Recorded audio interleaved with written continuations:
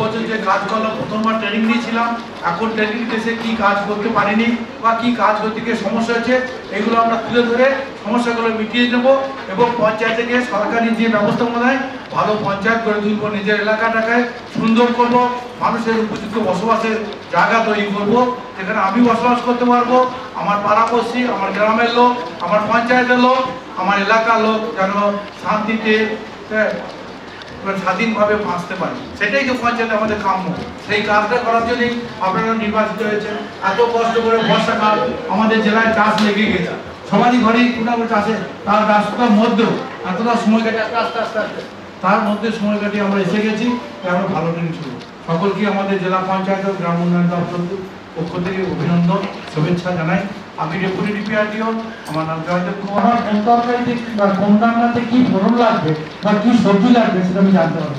আর রান্না করতে যদি আমি না জানি তাহলে কচুতে পটলতে তরকারি করতে ফেলবো, কি বলবো, দিয়ে টক করতে হবে, লোকে খাবে না, কি না?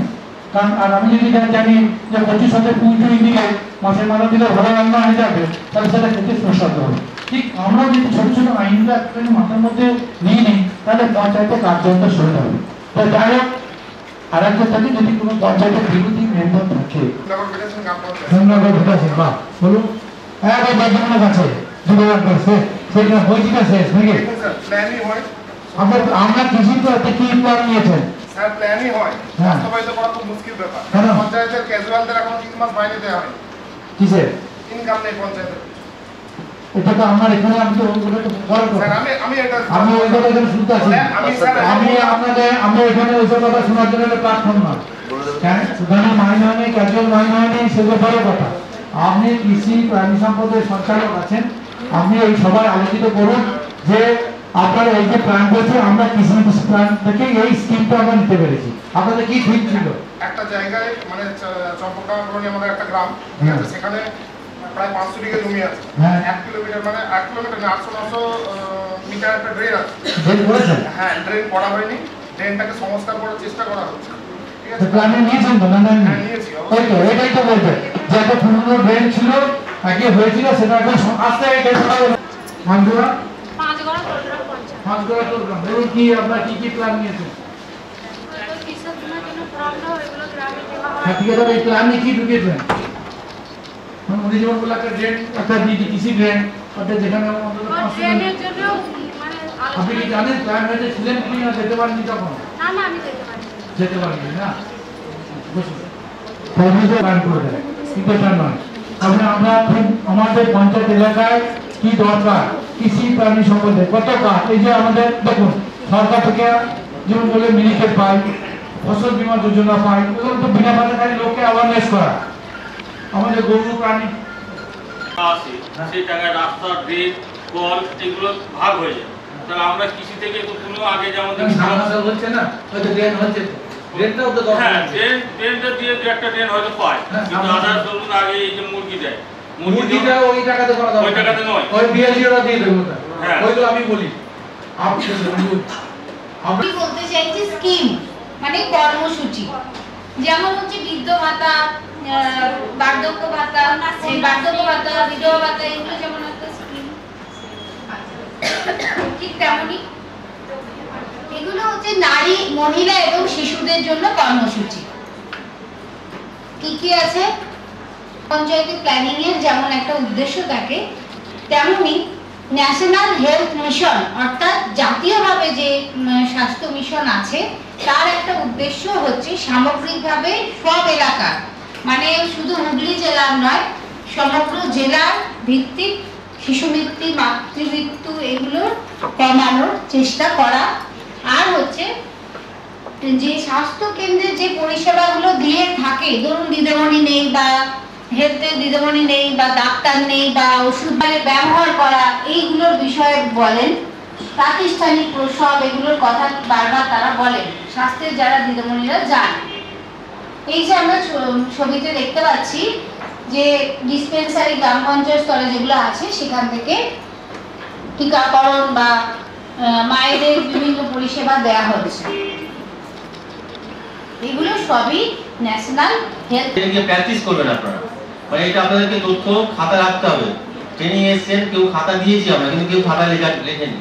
দরকার এখন লিখুন, কি লিখবেন যে আগামী 1 মাস আপনাদের হাতে সময় আছে নিজের এলাকাকে ভালো করে চিনে নিন। কিভাবে চিনবেন? যে আপনি কতগুলো সংসদ সেটা তো আপনাকে অবশ্যই জানতে হবে, তাই তো? 13টা না 14টা না 15টা, এটা অবশ্যই আগে জানুন, ঠিক আছে? কত লোক সংখ্যা, আমি যদি এখানে কাউকে জিজ্ঞেস করি আপনার কত ভোটার বলুন, তাহলে আপনার ভোটার কত বলুন? ভোটার 1325। আপনার যে বুথ সেটা বলছেন, হ্যাঁ দুটো বুথ মিলিয়ে আপনি বলছেন, তাই তো? কিন্তু আপনার পঞ্চায়েতে মোট ভোটার 5 বছর পরে আমার পঞ্চায়েতে এই যেটা বলছিলাম যে 5টা উপসমিতি আছে এবং আপনারা দেখবেন 9টা বিষয় আছে, প্রত্যেক উপসমিতির সঙ্গে দুটো করে বিষয় লেগে আছে, ঠিক আছে না? আপনি কোন উপসমিতি দিন 2 বছরের নম্বর জোরে? শুধু নারী শিশু কেন বলেন আপনারা? কেন সমাজ কল্যাণটা বলেন না? এই যে দিদি জিজ্ঞেস করলো বার্ধক্য ভাতা পাচ্ছি না, ওটা তো সমাজ কল্যাণ বিষয়ের মধ্যে পড়ে, ওটা নারী শিশুর মধ্যে পড়ে না, ঠিক আছে? হিসেব করে দেখুন প্রত্যেকটা উপসমিতির সঙ্গে দুটো করে বিষয় লেগে আছে, এগুলোই আপনাদের ভোটের টাকায় রাখতে হবে। মানে 2 বছর হয়ে গেছে, কিন্তু শিল্প পরিকাঠামো মানে সব টাকা ওখানেই ঢুকে যাচ্ছে। আমরা হাজার চেষ্টা করছি, প্রচুর ডায়ালগ দিচ্ছি, মানে আমরাও, ঠিক আছে, প্রচুর জ্ঞান দিচ্ছি, কিন্তু ওইখান থেকে আমরা টাকা যদি বার করে অন্য কোথাও ফেলতে পারছি না, কারণ সব টাকা বলছে শিল্প পরিকাঠামো নিয়ে নিচ্ছে। এরকম হচ্ছে না? এরকম হচ্ছে না? মহানাদের একদম মেম্বার সাহেব কোনো সঞ্চালক, আপনি মেম্বার না সঞ্চালক? সঞ্চালক কিসে? আপনি কিসের সঞ্চালক? ওই যাকে বললাম খুব সুন্দর দেখতে, হ্যাঁ ঘুমাবে না, একটা দিন তো সবাই একসাথে থাকি, ঘুমাবে না। আমি যখন দুপুরে না ঘুমিয়ে এসছি টাকা করা। এবার শিল্প পরিকাঠামোর মধ্যে দেখবেন আপনি এখনই পঞ্চায়েতে গিয়ে ফোন করে নেন সেক্রেটারিকে, দাদা আমার শিল্পতে কত টাকা ধরা আছে? শিল্পে কিছু ধরা নেই, সব থেকে কোথায় ধরা আছে? পরিকাঠামো ধরা আছে, ঠিক আছে?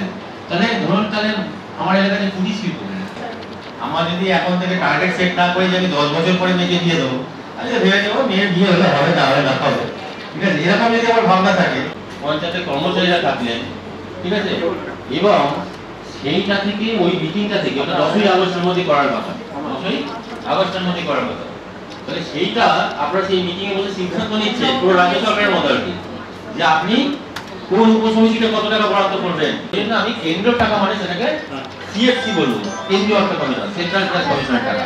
ঠিক একই রকম ভাবে আমরা যেটা ফিক্সড ফিনান্স বলছি, এখন ঠিক চলছে, পরের বছর থেকে কি হয়ে যাবে? 6 ফিনান্স কমিশন হয়ে যাবে। এই টাকাটা কার টাকা? রাজ্য সরকারের টাকা। তাহলে রাজ্য মানে স্টেট, তাহলে এটা হচ্ছে স্টেট ফিনান্স কমিশন, কেমন?